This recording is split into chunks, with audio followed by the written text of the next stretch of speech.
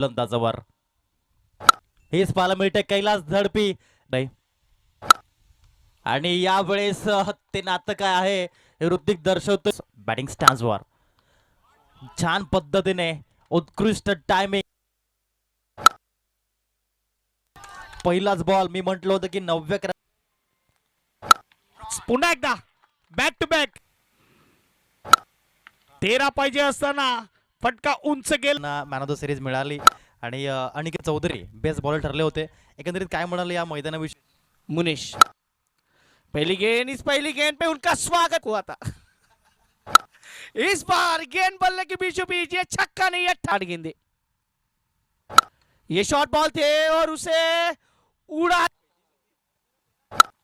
पहिल्याच बॉलवर आक्रमण. बॉलला पाठवलं. प्रीमियर लीग असो 40 प्लसची यावेळी पहिलाच बॉल ऑन साइड.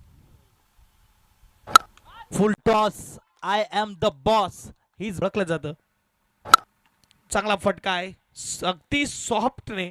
22 बॉल 89 हा फटका. लोअर फुल टॉस बैठक चेंडू चाललाय.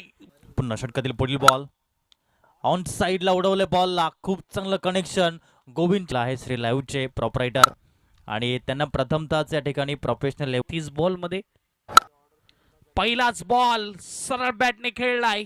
लॉंग यावेळी शॉर्ट बॉलला चांगला पिक केला आणि चेंडूला पाठवला.